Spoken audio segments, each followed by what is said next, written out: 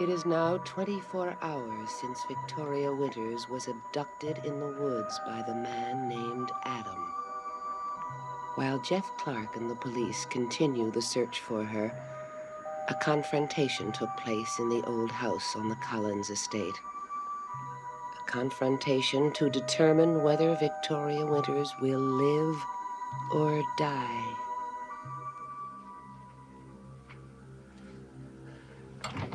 Adam! Adam, wait! Come back!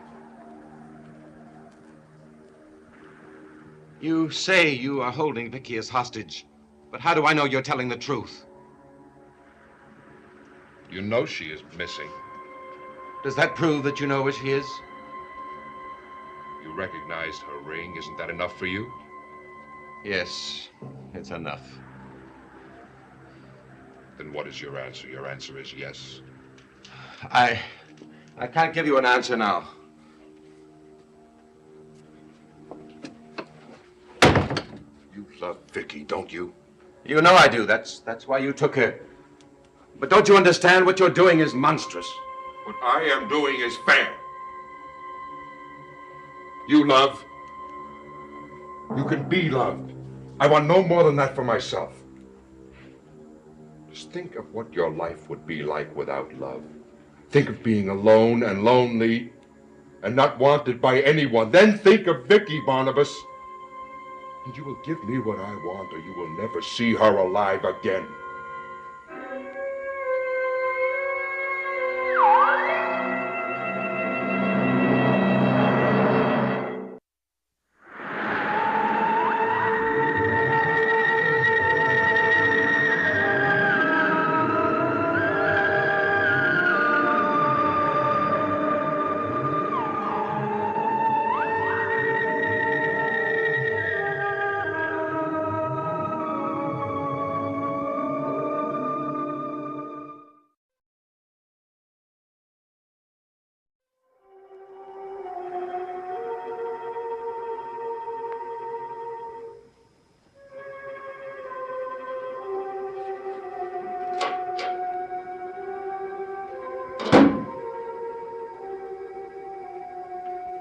Barnabas, you look exhausted.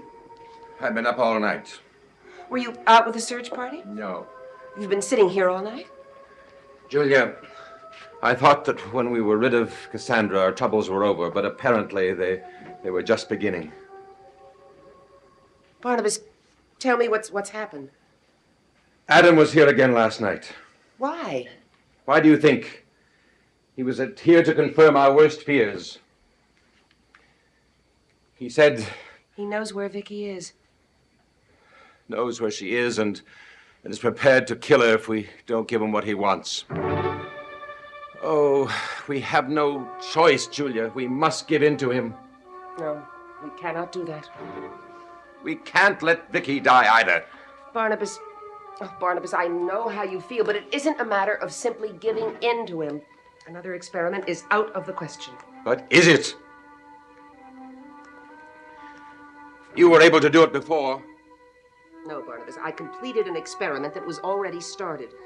Dr. Lang had done the most complicated part, the construction of the body, before he died. I simply carried out his instructions and brought it to life. But you have his journals. Everything is there. His knowledge, his methods. Barnabas, even if I was capable of conducting such an experiment from the beginning, I would not do it. Why not? Because look at the damage we've already done. Look what Adam has become. The thought of a mate for him is frightening. Do you realize we'd be responsible for creating a race of monsters? Then you're willing to let Vicky die? No. Then what are we going to do? Well, first we have to find out who put him up to this. If we can get to that person, we might have a chance.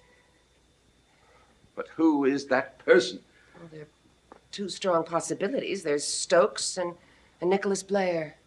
Do you really think that Stokes could do something like this? When you stop to think about it, Barnabas, how much do we really know about him? Very little. We do know that he took Adam in. He protected him, and he taught him how to read and write. What we don't know is why he did that. Now, I think it'd be worth our while to pay a visit to Professor Stokes. Yes, I do too. But I'll go alone. Why? Because I want you to finish some other problems that we have here. I went to the hospital last night. I went to see Tom Jennings. Who is Tom Jennings? He was the man who was attacked the night before last. Barnabas, I wish you'd stop worrying about that.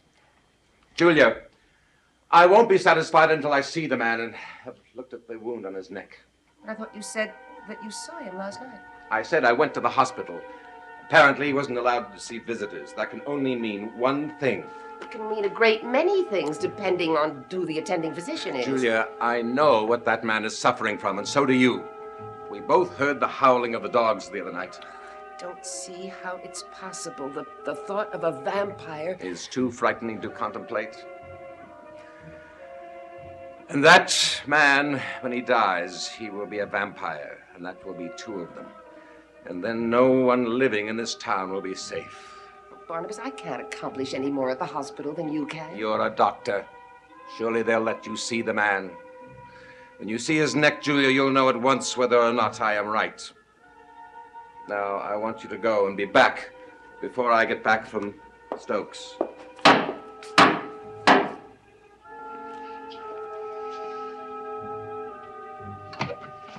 Mr. Collins, I have to talk to you right away. I'm afraid we don't have time. Well, you better make time.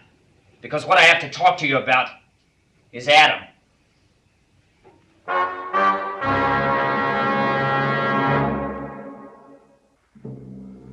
The name Adam does ring a bell, doesn't it? Yes, of course. What about him? Do you mind if I come in? Not at all. Julia, I'll stay here with Mr. Clark. You go on. No, I'd like Dr. Hoffman to stay. What I have to say concerns both of you. Dr. Hoffman has some business to do immediately. It'll just take a minute. Very well, then. What's on your mind? Why are you staring at us like that? Oh, I just wondered when you were going to ask me about Vicky. Well, I think we both assumed that if there were any news, you would have told it to us right away. I see. Well, there is some news, but it may or may not have to do with Vicky. What do you mean?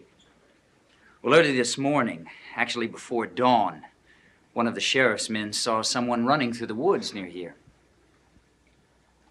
That man swears that the person that he saw resembled a man named Adam. But that's impossible. Let me get to my point, Mr. Collins. I have heard about this man, Adam. And I've heard about some of the things that he's done. Now, I don't know. Maybe I thought it was too fantastic to think about, but it has occurred to me now that this man, Adam, could possibly be Dr. Lang's creation. Why does it occur to you now? Because there are two good reasons. The man that Dr. Lang was making was supposed to be superhuman, and from all I've heard, this man, Adam, is superhuman. And your other reason? Well, when Lang died, there were no accounts in the papers of a strange body being found in the laboratory. Now, either someone got away with the body, or someone finished the experiment for Dr. Lang and made his creation come to life. I take it you suspect Dr. Hoffman and me. You both were involved in the experiment. I know that for a fact. We won't deny it. All right. And when Lang died, you finished the experiment for him, didn't you? No, we didn't. Mr. Collins, if you're not telling me the truth, you're making a big mistake. Because if Adam is the creation of Dr. Lang and he's hiding in the woods near here, he may be the reason that Vicky's missing. And if he is, you're responsible. I'm sorry to disappoint you, Mr. Clark, but it happens that your first theory is the correct one. Isn't that right, Julia? Yes, out of respect for Lang's memory, we disposed of the body. How? We buried it. Where? In an unmarked grave. And it doesn't seem strange to you that this man, Adam, fits the description of the man that Dr. Lang was making. Well, in view of what I've just told you, I've had no reason to give it any thought. Well, start thinking about it now. Because Adam has escaped from jail. He's also survived a gunshot wound and a leap off Widow's Hill. He's killed Sam Evans. And he's nearly killed Joe Haskell. Now, that's quite a track record, isn't it, for someone who's an ordinary human being, huh? Whatever he may seem to be to you, he is not Dr. Lang's creation. That's all I can tell you. All right. All right, I don't have any choice except to believe what you're saying. But you don't really believe us, do you? Well, I didn't say that. But by the tone in your voice, it's quite clear. Mr. Collins, all I'm interested in is finding Vicky. And I'm not ruling out any possibilities until I do. And there's only one way that I'll ever know that Adam is not Dr. Lang's creation. And what is that? By seeing him myself. All I need is one good, close look. And I'll know. Believe me, I'll know. Good night.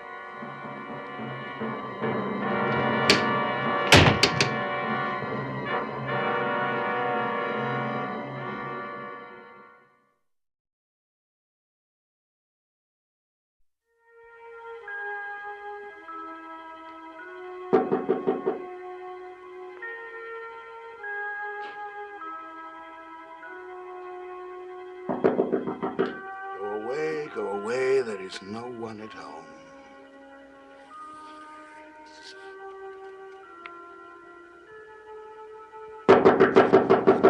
Damnation.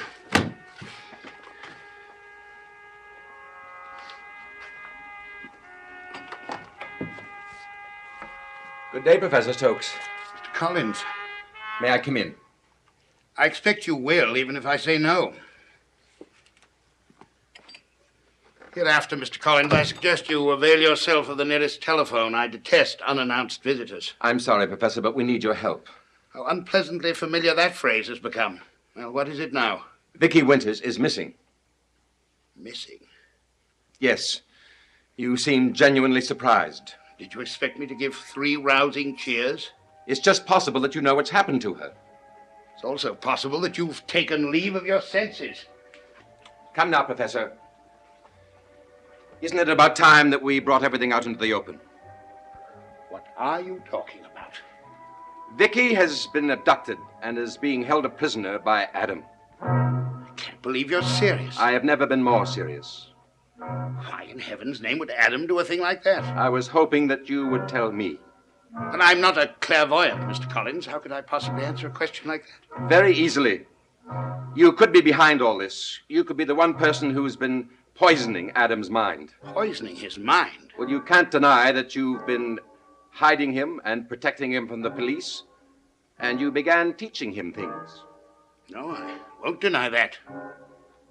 I felt sorry for him. More important, I had faith in his potential for learning. His progress under my tutelage has more than justified that faith. But my aim was to broaden his mind, not poison it. Then it was not through you that he found out about his origin? What do you mean? He has somehow found out that he is an artificially created human. This has disturbed him greatly, and he will not rest until he's been given a mate. Mate? Good heavens. And he expects me to provide that mate for him. You? He's under the mistaken impression that I created him.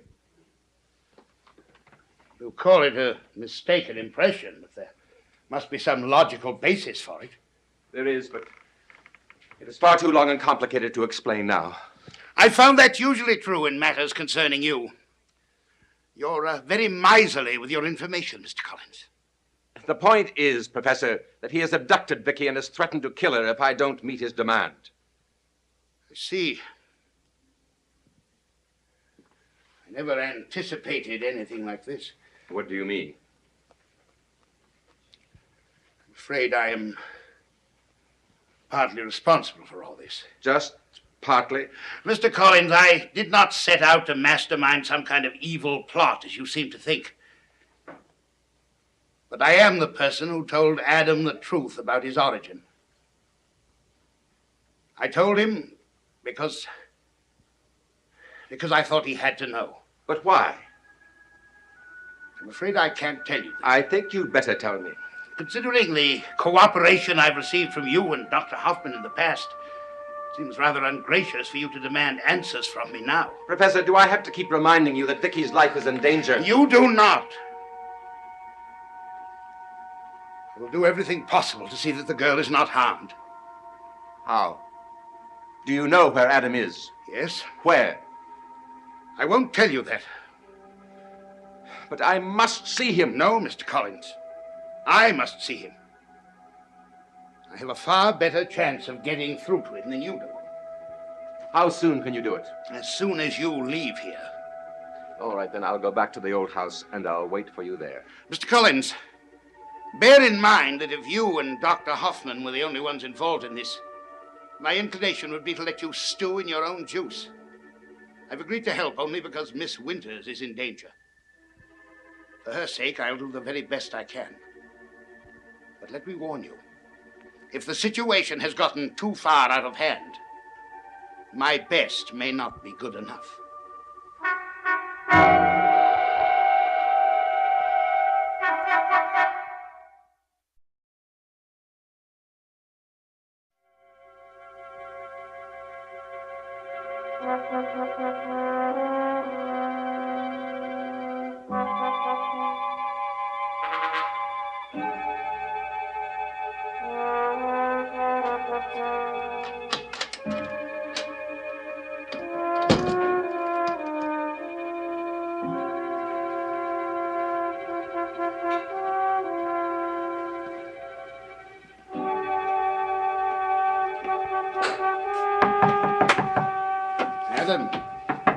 Stokes. What do you want? I must talk to you at once, Adam. Please, open the door.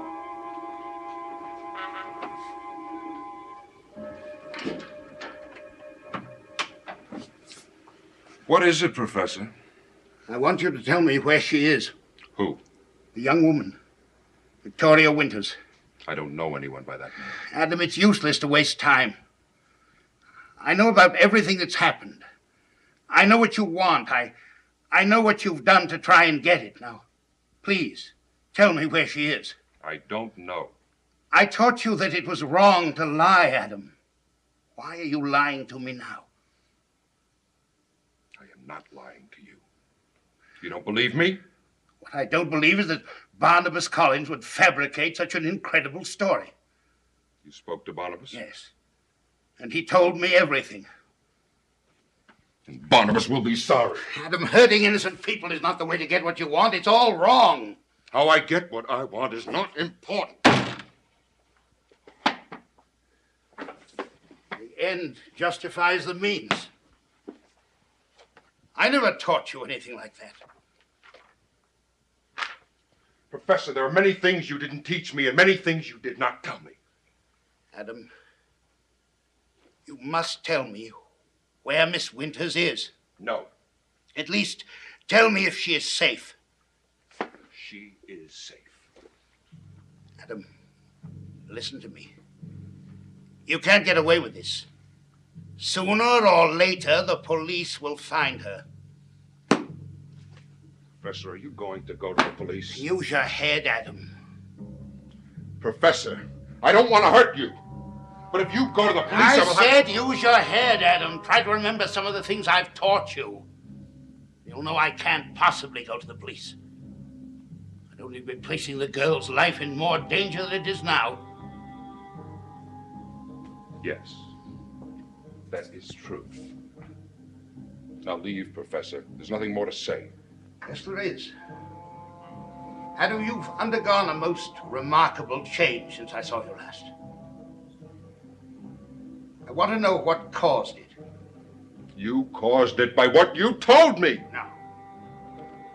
I might have caused you to become depressed or even embittered.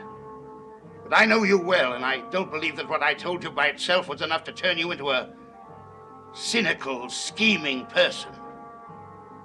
No. Someone else has been guiding you.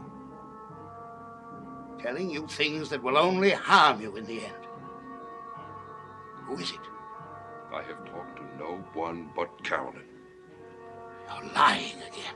Good boy, Professor. Adam, I sympathize with your feelings. Perhaps what you want from Barnabas is right. I can't pass judgment on that. But what is wrong is using an innocent person to get it. Adam, Victoria Winters had nothing to do with this. She's not responsible for the loneliness and desperation you feel. Victoria Winters is loved by Barnabas. And he will give me a mate because he is afraid of what will happen to her.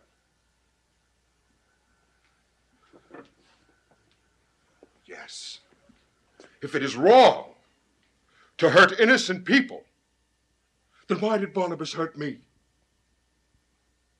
Once I didn't exist. Then he gave me life. And I do exist, and I am nothing. Nothing.